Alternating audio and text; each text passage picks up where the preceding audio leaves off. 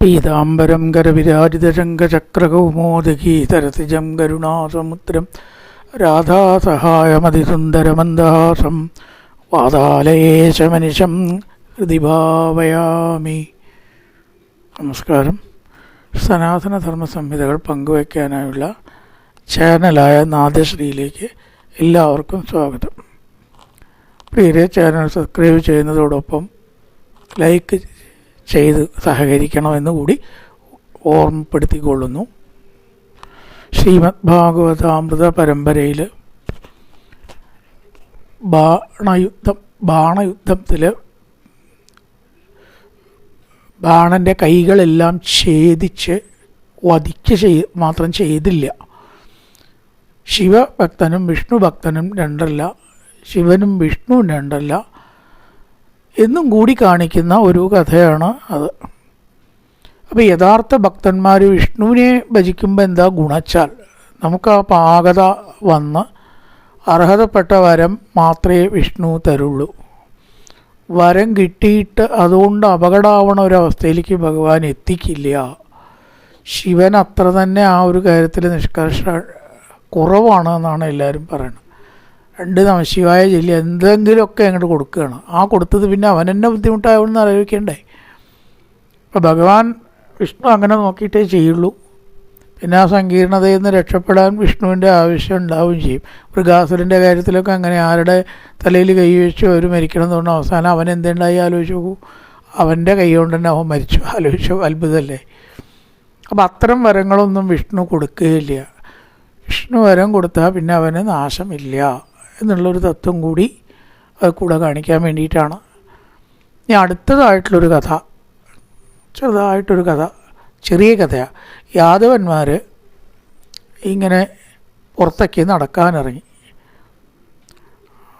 അപ്പോൾ ഒരു കിണറിൻ്റെ മീതെ അപാരമായ വലുപ്പമുള്ള ഒരു സത്വം അവർ കിടക്കണ കണ്ടു. ഇങ്ങനൊരു ജീവിയെ അവർ മുമ്പേ കണ്ടിട്ടില്ല. സൂക്ഷിച്ച് നോക്കിയപ്പോൾ അതൊരു ഓന്താണ്. പക്ഷെ ഇത്രയും വലിയൊരു ഓന്തുണ്ടാവുമോ ലോകത്തിൽ? അതിന് പിന്നെയും കണ്ടിട്ടുണ്ടാവില്ല, അവർ മുമ്പേയും കണ്ടിട്ടുണ്ടാവില്ല. ആ മാതിരി കിണറിനെ അടച്ചിട്ടാണ് കിടക്കണേ. ആനയൊക്കെ വെച്ചാൽ അടച്ചിട്ടതിന് അത്ഭുതമില്ല. പക്ഷേ ഇതിപ്പോൾ ഒരു ഓന്തിൻ്റെ രൂപത്തിൽ ഇത്രയും വലിയൊരു ജീവി. അപ്പോൾ അതെന്തോ കിണറിൽ പകുതി വീണിട്ടോ അങ്ങനെ എങ്ങനെയൊക്കെയോ ആണെന്ന് നമുക്ക് ഊഹിക്കാം. കാരണം അവരെങ്ങനെയെങ്കിലും അതിനെ കയറ്റാൻ നോക്കി. അപ്പോൾ പകുതി കിണറിൽ വീണിട്ടാണ്, അല്ലെങ്കിൽ കയറ്റാൻ നോക്കില്ല. ചർമ്മജയ് താന്തവൈ പാശേർ, തോലുകൊണ്ടുള്ള കയറോ അങ്ങനെയുള്ളതോ ഒക്കെ അങ്ങനെ സംഭവങ്ങളോ എന്തൊക്കെയോ കൂട്ടിക്കെട്ടി വലിച്ച് അതിനെ കയറ്റാൻ നോക്കി. നാ ശക്നുമൻ തമുത്തർത്ഥം കൃഷ്ണായ ആചയ്ക്കുരുസുക. മറ്റ് യാദവന്മാർ കയറ്റാൻ നോക്കി സാധിക്കാതെ കൃഷ്ണനോട് വിവരം അറിയിച്ചു. കൃഷ്ണ, ഇവിടെ എന്തോ ഒരു സത്വം കിടക്കുന്നുണ്ടല്ലോ, ഇത് എത്ര ശ്രമിച്ചിട്ടും അതൊന്ന് കയറുന്നില്ല. വളരെയൊക്കെ ഞങ്ങൾ പരിശ്രമിച്ചിട്ടും അതിനെ കയറ്റാനായിക്കൊണ്ട് കഴിയണില്ല. ഭഗവാൻ അറിയാത്ത സംഗതികളൊന്നുമില്ല. തത്രാഗത്യ അരവിന്ദാക്ഷോ ഭഗവാൻ വിശ്വഭാവനായിരിക്കുന്ന ഭഗവാൻ വാമേന തങ്കരേണ സലീലയ, ഇടത് കൈ കൊണ്ട് അതിനെ ചെറുതായിട്ടൊന്നങ്ങോട്ട് സ്പർശിച്ചു. അപ്പോൾ അത്ഭുതം എന്നേ പറയുന്നു. സന്തപ്തചാമീകരചാരുവർണ്ണ, സ്വർണ്ണവർണ്ണത്തിലുള്ള ഒരു ദേവൻ ആയിട്ടിങ്ങനെ മിന്നിത്തിളങ്ങി ശോഭയോടുകൂടി കാണപ്പെട്ടു. ഭഗവാൻ അറിയാം അത് നൃഗനാണ് എന്നും. പക്ഷേ മറ്റുള്ളവർ കേൾക്കാൻ വേണ്ടി എല്ലാവർക്കും അദ്ദേഹത്തെ കൊണ്ട് പറയിപ്പിക്കാൻ ചോദിച്ചു. കസ്ത്വം മഹാഭാഗവരേണ്യരൂപോ ദേവോത്തമൻ ത്വാം ഗണയാമി നൂനം. അങ്ങൊരു ദേവോത്തമനാണ്, അല്ലെങ്കിൽ ഉത്തമനായ ദേവനാണ് എന്ന് കണ്ടാൽ അറിയുന്നുണ്ട്. ഇത് ഈ പ്രകാശത്തോട് കൂടിയിട്ടാണല്ലോ ശോഭിക്കുന്നത്. ദേവന്മാർക്കൊക്കെ ശോഭ, പ്രകാശം, സൗന്ദര്യം, തേജസ് അതൊക്കെ ഉണ്ടാവും. അല്ലാണ്ട് ദേവനാവാൻ പറ്റില്ലല്ലോ. പക്ഷേ ഒരു ഓന്തിൻ്റെ വേഷത്തിൽ ഇവിടെ കിടക്കാൻ എന്താ കാരണം എന്ന് എല്ലാവരെയും ഒന്ന് അറിയിക്കാൻ വേണ്ടി ഭഗവാൻ ചോദിച്ചു. ഭഗവാൻ അറിയാഞ്ഞിട്ടല്ല. അപ്പം നൃഗൻ എന്ന് പറഞ്ഞിട്ടുള്ള രാജാവായിരുന്നു അദ്ദേഹം എന്ന് പറഞ്ഞു. നൃഗോ നാമ നരേന്ദ്രോഹം ഇക്ഷ്വാകുതനയ പ്രഭോ. ഇക്ഷ്വാകു വംശത്തിൽ നൃഗൻ എന്നു പേരുള്ളൊരു രാജാവായിരുന്നു ഞാൻ. പിന്നെ പറഞ്ഞു കിന്നുതേ അവിദിതനാഥ അങ്ങേക്ക് എന്താണ് അറിയാത്തതുള്ളത്? സർവഭൂതാത്മസാക്ഷിണ, എല്ലാ ഭൂതങ്ങളിലും വസിക്കുന്ന അങ്ങേക്ക് അറിയാത്തതായിട്ടൊന്നും ഇല്ലെങ്കിലും ഞാൻ ചോദിച്ച സ്ഥിതിക്ക് പറയാം, ഒരു രാജാവായിട്ട് അനവധി ദാനം നൽകുക. എത്ര ദാനം നൽകിയെന്ന് കണക്കില്ലോലെ ദാനം ചെയ്തു. യാവത്യസ്തികതാ ഭൂമേർ യാവത്യോതിവിതാരക, ആകാശത്തിൽ എത്ര നക്ഷത്രങ്ങളുണ്ടോ, മണൽത്തരികൾ, ഈ പുഴയിൽ എത്ര മണൽത്തരികളുണ്ടോ, അത്രയും ദാനം ഞാൻ ചെയ്തു. അപ്പോൾ അത് എണ്ണി കണക്കാക്കാൻ പറ്റുമോ? കണക്കില്ല, നോക്കിയാൽ കണക്ക് പോലും കിട്ടില്ല. അത്രയധികം ദാനം, അധികവും പശുക്കളെ ദാനം ചെയ്തു. പശുദാനം എന്ന് പറയുന്നത് ഏറ്റവും പാപം ഇല്ലാണ്ടാവാൻ നല്ലൊരു കാര്യമാണ്. പക്ഷേ എന്തുണ്ട്, യഥാർത്ഥത്തിലുള്ള പശുക്കളെ കൊടുക്കണം. അപ്പം നമ്മുടെ പശുദാനം എന്ന് പറഞ്ഞാൽ ഒരു തോർത്തുമുണ്ടും 10-11 ഉറുപ്പിയും വെച്ചിട്ടാണ് കൊടുക്കുക. അത് ആ പശുദാനം ഉണ്ട് കേട്ടോ, അത് യഥാർത്ഥ പശുദാനമല്ല. പിന്നെ കൊടുക്കേണ്ട ആൾക്ക് അർഹതപ്പെട്ടവർക്ക് കൊടുക്കണം. അത് അല്ലാത്ത വാങ്ങിയ ആൾക്ക് ദോഷമാണ്, കൊടുത്ത ആൾക്ക് ദോഷമാണ്. ഞങ്ങളോടൊക്കെ ചോദിക്കിടയ്ക്ക് പശുദാനം മേടിക്കും, അയ്യോ അത് പതിവില്ല കേട്ടോ, തിരുമേനിയോടോ വേറെ വല്ലവരോടോ അത് പറ്റുമെന്ന് ചോദിച്ചോളൂ, ഞങ്ങളത് മേടിക്കലില്ല.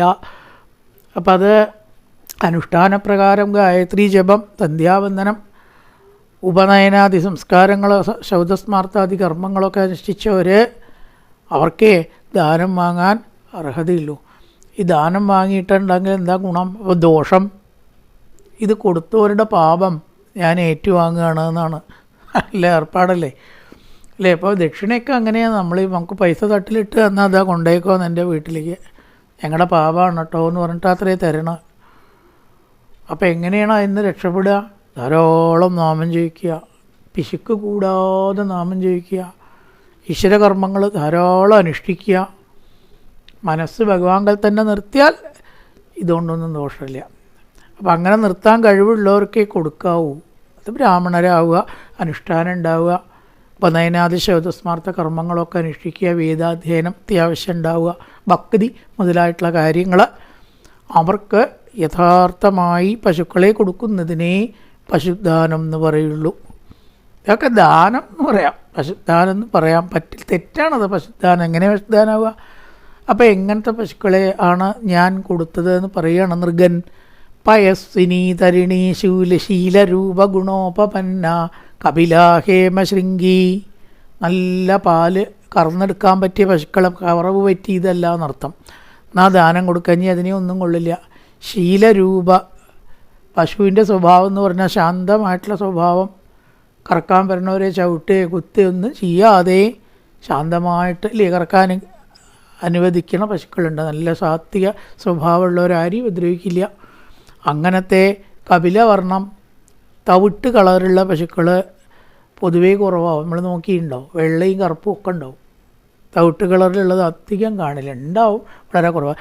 അതിൻ്റെ പാല് വളരെ ഔഷധ ഗുണമുള്ളതാത്രേ എന്നാണ് പറയുക. കപില വർണ്ണത്തിലുള്ളത് എന്നാണ് അതിന് പറയുക. ഹേമശൃംഗി, സ്വർണം കൊണ്ട് കൊമ്പ് കെട്ടിക്കും, കുളമ്പ് വെള്ളി കൊണ്ട് കെട്ടിക്കും. എന്തിനാ അത്?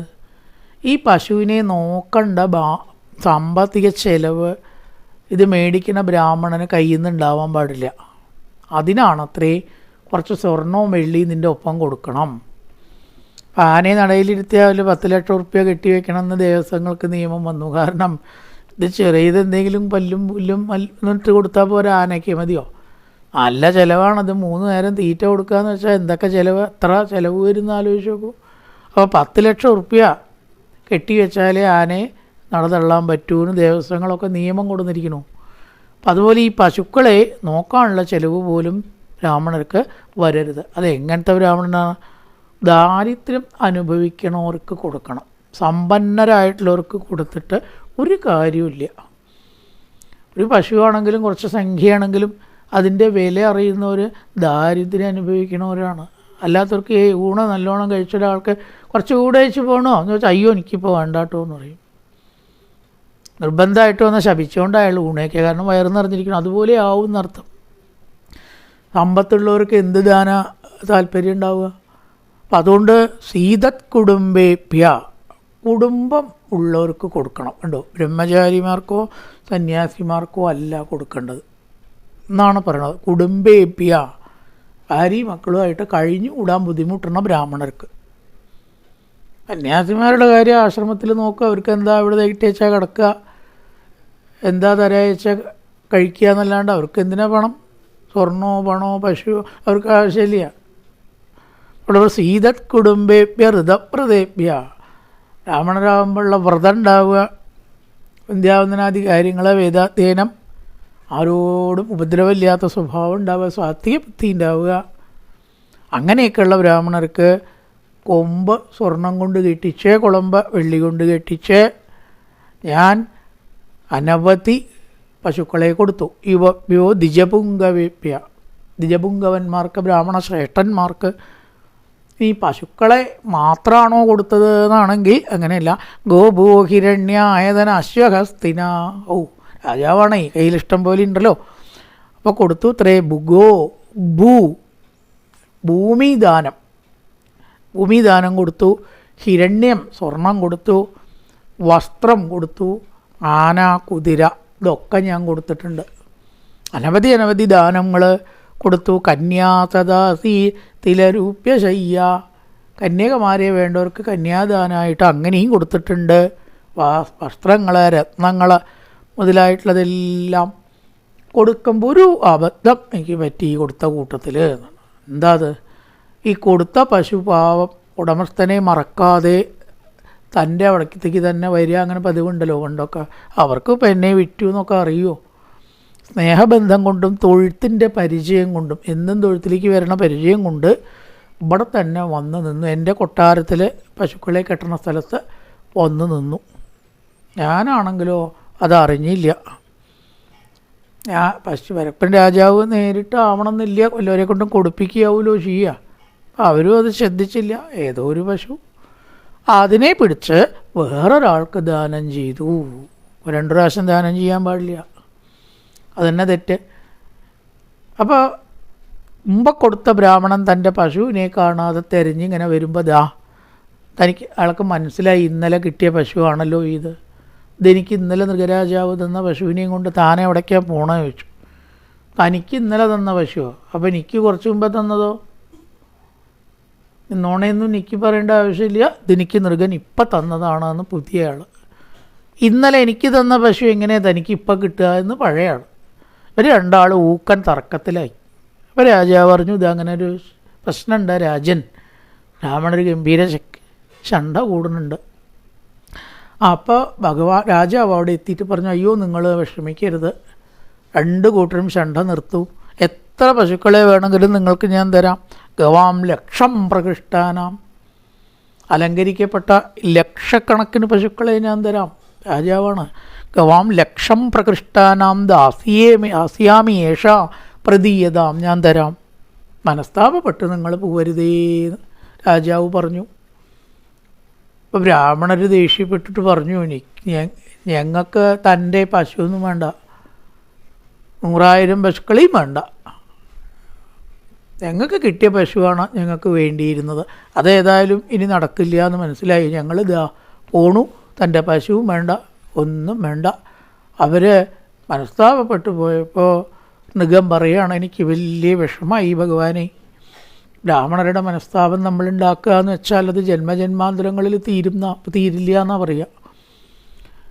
അങ്ങനെ മരണശേഷം യമൻ എന്നോട് ചോദിച്ചു, അങ്ങേക്ക് നല്ലതിനും സ്വർഗത്തിനും അർഹതയുണ്ട്, അത്ര ദാനം ചെയ്തിട്ടുണ്ട്, പക്ഷേ കൊടുത്തത് തിരിച്ചു വാങ്ങി എന്ന ഒരു ദോഷത്തിന് ലേശം നരകദുഃഖം അനുഭവിക്കണം. നമ്മൾ എത്ര പുണ്യം ചെയ്താലും ഒരു പാപത്തിനുള്ളത് നരകമായിട്ട് തന്നെ അനുഭവിക്കണം എന്നാണ്. 101 പുണ്യം ചെയ്തതിന് ഒരു പാപം അങ്ങോട്ടും ഇങ്ങോട്ടും ക്യാൻസലാക്കലില്ല അത്രേ. അങ്ങനെ പരിപാടി ഇവിടെ ഇല്ല എന്നാണ്. 101 പുണ്യം 101 പുണ്യമായിട്ടും അനുഭവിക്കാം, ഒരു പാപം പാപമായിട്ട് തന്നെ അനുഭവിക്കണം. തെറ്റ് ചെയ്യാതിരിക്കാനാണ് ഈ വക ഒരു നിയമം, ഒരു സങ്കല്പം വെച്ചിരിക്കണം എന്നുള്ളതാണ് ഒരു സംഗതി. അപ്പോൾ ആ നരകം ആദ്യം വേണോ അതോ പിന്നീട് മതിയോ എന്ന് യമൻ എന്നോട് ചോദിച്ചപ്പോൾ, ആ നരകം എന്നാൽ ആദ്യം ആയിക്കോട്ടെ. അപ്പോൾ ഓന്തായിട്ട് കിടക്കാൻ പറഞ്ഞു. അങ്ങയുടെ കുറ്റമല്ലാത്തത് കൊണ്ട് അതുകൊണ്ട് അങ്ങേക്ക് ഒരു ദോഷവും ഉണ്ടാവില്ല.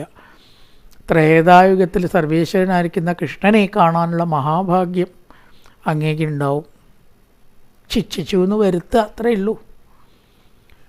അത് ശിരസ വഹിക്കാതെ നിവൃത്തിയില്ലല്ലോ.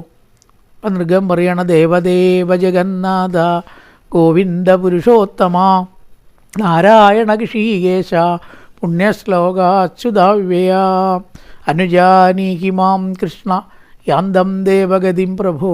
ദേവലോകത്തേക്ക് പോകാനായിക്കൊണ്ട് എന്നെ അനുഗ്രഹിക്കണേന്ന് പറയണം. നമസ്തേ സർവഭാവായ ബ്രഹ്മണേനന്ദശക്തയേ കൃഷ്ണായ വാസുദേവായ യോഗാനാം പതയേ നമ എന്ന് പറഞ്ഞാൽ എത്ര കുത്രാപി ഞാൻ എവിടെ വസിച്ചാലും അഹല്യൊക്കെ ചോദിച്ച പോലെ അങ്ങേ ഭജിക്കാനുള്ള ഒരു മനോഭാവം എനിക്കുണ്ടാവണേന്ന് പ്രാർത്ഥിച്ചു. കൃഷ്ണനെ കാണാനാണെങ്കിലും ഒന്നല്ല അതിലപ്പുറമായാലും എനിക്ക് വിരോധമില്ല.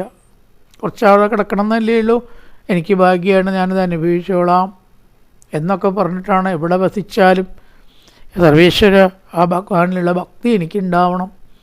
ഈശ്വരനെ ഭജിക്കാൻ ആ അശുഭമായിട്ട് നരകം ഞാൻ ആദ്യം അനുഭവിച്ചോളാം എന്ന് പറഞ്ഞിട്ടാണ് കൃഹലാസഗതിം പ്രഭോ ഈ ഓന്തിൻ്റെ അവസ്ഥ എനിക്ക് ഉണ്ടായിത്തീർന്നത്. കൃഷ്ണ, എനിക്കതിൽ ദുഃഖമൊന്നുമില്ല. ഏത് ജന്മമായാലും അങ്ങേ സ്മരിക്കാൻ തരാവുക, കൃഷ്ണ സാന്നിധ്യം ഉണ്ടാവുക, കൃഷ്ണഭക്തി ഉണ്ടാവുക, പിന്നെ അവനെങ്ങനെ ദുഃഖം ഉണ്ടാവുക? ഈശ്വരഭക്തി ഇല്ലെങ്കിൽ രാജാവായിട്ടും കാര്യമൊന്നുമില്ല. ഉണ്ടോ? വല്ല കാര്യമുണ്ടോ? മനസ്സിന് വിഷമേ ദുഃഖം ഉണ്ടാവുള്ളൂ. അത് ലോകത്തിൻ്റെ ഒരിതാണ് എന്നും പറഞ്ഞ ദേവരുടെ ലോകത്തേക്ക് ആ നൃഗൻ പോവുകയും ചെയ്തു. ഭഗവാൻ എല്ലാവരും കേൾക്കത്തക്ക വിധം ഒരു തത്വം നിന്ന് പറഞ്ഞു കൊടുക്കുകയാണ്. ദുർജരംബത ബ്രഹ്മസ്വം ഭുക്തമഗ്നേർ മനാഗബി തേജീയസോഭികുമുദ രാജ്ഞാമീശ്വരമാനിനാം. ബ്രഹ്മസ്വം ദേവസ്വം സ്വന്താക്കുക.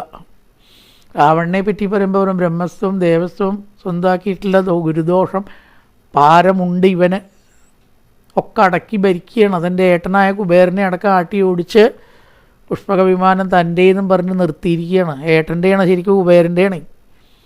അപ്പോൾ മറ്റൊരാളുടെ മുതൽ അർഹതയില്ലാത്തത്, പ്രത്യേകിച്ച് ബ്രാഹ്മണ സ്വത്താവുക, നമ്മുടെ കയ്യിൽ വന്നാൽ വന്ന വെള്ളം നിന്ന വെള്ളത്തിനെ കൊണ്ടുപോകും എന്നാണ് പറയുക.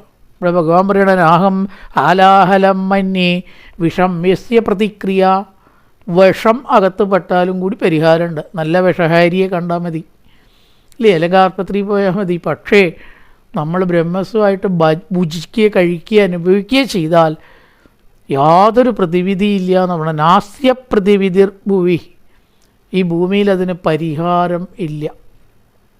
എത്രയോ അനുഭവമാണ്. 1970 ഭൂപരിഷ്കരണ നിയമം നടപ്പായപ്പോൾ ഒട്ടേറെ ഭൂമികൾ ഇവിടെ പാട്ടകൃഷി ചെയ്യണവർ സ്വന്താക്കിയിട്ടുണ്ട്, ബ്രാഹ്മണരുടെയും മറ്റുള്ളവരുടെയും. നമ്മുടെയൊക്കെ അറിവിൽപ്പെട്ട എത്രയോ കുടുംബങ്ങൾ ഇന്ന് നിത്യദുരിതത്തിലാണ്. കാരണം അവർ ഈ തുച്ഛമായ കോമ്പൻസേഷൻ ലാൻഡ് ട്രിബ്യൂണലിൽ കൊടുത്ത് ഭൂമി സ്വന്താക്കിയവരാണ്. വയലുകൾ, തൊടികൾ പലതുമുണ്ട്. അവരൊക്കെ ഇന്ന് മാനസിക രോഗികളും കുടുംബ കലഹത്തിലും ദാരിദ്ര്യവും കടവും വിവാഹ ജീവിതം നേരെവാണ്ട് ഡൈവോഴ്സായിട്ട് തെറ്റിപ്പിരിയലും ഒക്കെ അപകടമായിട്ട് കണ്ണുകൊണ്ട് കാണുന്ന ചില കുടുംബങ്ങളുണ്ട്. ഞാൻ കണ്ണുകൊണ്ട് കാണുന്ന കുടുംബങ്ങളുണ്ട്. ഒക്കെ ബ്രാഹ്മണ സ്വത്ത് തൻ്റെക്കിതാണ്. അതാണ് നമ്മൾ പച്ച മലയാളത്തിൽ തട്ടിപ്പറിച്ചത് പൊട്ടിത്തെറിക്കും പറയാറുണ്ട്. തട്ടിപ്പറിച്ചത് പൊട്ടിത്തെറിച്ച് പോകും. അതുകൊണ്ട് ഒരു കാരണവശാലും ബ്രഹ്മസ്വന്തുരനുജ്ഞാതം ഭുക്തം ഹന്തി ത്രിപുരുഷം. ബ്രഹ്മസ്വവും ദേവസ്വവും അതേപോലെ തന്നെ ദേവസ്വം, ദേവൻ്റെ മുതൽ ബ്രഹ്മാമ്പണരുടെ മുതൽ, ഇത് രണ്ടും കയ്യിൽ ഒരു കാരണവശാലും വെക്കരുത്. ഒരു ബ്രാഹ്മണൻ്റെ കണ്ണുനീര് ഒരു സ്ഥലത്ത് വീണാൽ അവിടെ കുംഭീപാകം എന്ന് പറഞ്ഞ നരകത്തിൽ പോകേണ്ടതായി വരും. അതിന് കാരണക്കാരായിട്ടുള്ളവൻ എന്ന് പറഞ്ഞാൽ കുംഭീപാകേഷു പച്യന്തേ ബ്രഹ്മദായ അപഹാരിണ. അപ്പോൾ സ്വതത്താം ഭരതത്താമ്പ, സ്വന്തം തന്നതാണെങ്കിൽ പോലും ബ്രാഹ്മണ സ്വത്ത് സ്വീകരിക്കരുത് എന്നാണ് പറയുന്നത്. അത് എല്ലാവരും കേൾക്കത്തക്ക വിധം ഒന്ന് പറയാനാണ് ഭഗവാൻ മൃഗനെ കൊണ്ട് ഈ കഥയൊക്കെ പറഞ്ഞു. അവരോട് എല്ലാവരോടും പറഞ്ഞൊരു അവസരം കൂടി ഭഗവാൻ ഉണ്ടാക്കിയതാണ്. അതുകൊണ്ട് ഒരു കാരണവശാലും ബ്രഹ്മസ്വവും ദേവസ്വവും കൈ വെക്കരുത്. അത് വന്ന വെള്ളം നിന്ന വെള്ളത്തിനെ കൊണ്ടുപോകുന്നത് പോലെ നമ്മുടെ എല്ലാവിധ ശ്രേയസ്സും അപഹരിക്കും. പ്രപഞ്ചത്തിൽ ഉദാഹരണ സഹിതം പറയാൻ ഒട്ടേറെ അനുഭവങ്ങളുണ്ട്. ഞാനിതിപ്പോൾ 6ാമത്തെ ദിവസം സപ്താഹത്തിൽ വരിക. ഒരു ദിക്കിൽ പറഞ്ഞപ്പോൾ അവർ പറഞ്ഞു എന്നോട്, എന്തോ വീട് തട്ടിപ്പറിച്ച് കുറച്ച് ലാഭത്തിൽ കൊണ്ടു മനസ്താപത്തിന് ശേഷം ഇത് വാങ്ങിയ കൂട്ടരുടെ വീട്ടിൽ മുഴുവൻ മാനസിക രോഗ ഉണ്ടായ സംഭവമാണ്. പെരുന്നാളൊന്നും ഞാൻ പറയണില്ല, എപ്പോഴും ഒരാൾക്കല്ല, തലമുറയായിട്ട് അവർക്ക് മെൻ്റലാണ്. കുറച്ച് അന്യായമായിട്ട് എന്തോ ഒരു വീട് കൈക്കലാക്കി അതിനുള്ളൊരു സന്ദർഭം ഉണ്ടായി. ഇതാ കാണുന്നതാണ്. വേറെയും കഥകളുണ്ട്. അതുകൊണ്ട് ബ്രാഹ്മണ സ്വത്ത്, പ്രത്യേകിച്ച് പണ്ടത്തെ ബ്രാഹ്മണർ, ഇന്നത്തെ ബ്രാഹ്മണർ പോലെ വ്യത്യാസം കൂടി ഉണ്ട്. അനുഷ്ഠാനം കുറേയും കൂടി തീവ്രമായിട്ട് ചെയ്യണവരാണ് പണ്ടുള്ളവർ. ഇന്നും ഇപ്പോൾ കുറേയൊക്കെ അനുഷ്ഠാനമൊക്കെ എല്ലാവർക്കും ഉണ്ട്, തുടങ്ങിയിട്ടുണ്ട്. അപ്പോൾ അതെന്തായാലും ബ്രാഹ്മണ സ്വത്ത് സ്വന്തമാക്കുക എന്നത് ഏറ്റവും വലിയ പാപമാണ്, അനുഭവിച്ച് തീർക്കേണ്ടതാണത്. ഒരു പരിഹാരമില്ല എന്നാണ് നമ്മൾ ഈ കഥയിൽ നിന്ന് മനസ്സിലാക്കേണ്ടതായിട്ടുള്ള കാര്യം എന്ന് ഭഗവാൻ എല്ലാവർക്കും കേൾക്കത്തക്ക വിധം പറഞ്ഞു കൊടുത്തു. അതുകൊണ്ടാണ് നിർഗമോക്ഷം കഥ, ബ്രഹ്മസ്വവും ദേവസ്വവും ഒരു കാരണവശാലും കയ്യിൽ പെടരുത്. ശിവക്ഷേത്രത്തിൽ പോയാൽ കാലൊന്ന് കൊട്ടണമെന്തിനാ വെച്ചാൽ ആ മണ്ണ് പോലും നമ്മൾ വീട്ടിലേക്ക് കൊണ്ടുവരരുത് എന്നത്രേ, അതിൻ്റെ പാപം അനുഭവിക്കേണ്ടിയിരുന്നും പറഞ്ഞിട്ട്. ഏതായാലും അതിനുശേഷം ബലഭദ്രൻ്റെ ചില ലീലകൾ മുതലായിട്ടുള്ള കാര്യങ്ങളാണ് പറയാൻ പോകുന്നത്. കായേന വാചാ മനസേന്ദ്രിയർവാപ്ത്യാത്മനാ വാ പ്രകൃതി സ്വഭാവാത് കരോതി യത്യർത്ഥകലം പരസ്മൈ നാരായണായേതി സമർപ്പയാമി. ഓം പൂർണ്ണമദ പൂർണ്ണമിദം പൂർണ്ണാൽ പൂർണ്ണമുദച്യതേ പൂർണ്ണസ്യ പൂർണ്ണമാദായ പൂർണ്ണമേവാവശിഷ്യതേ. ഓം ശാന്തി ശാന്തി ശാന്തി. ഹരി ഓം ശ്രീ ഗുരുഭ്യോ നമഃ. ഹരി ഓം.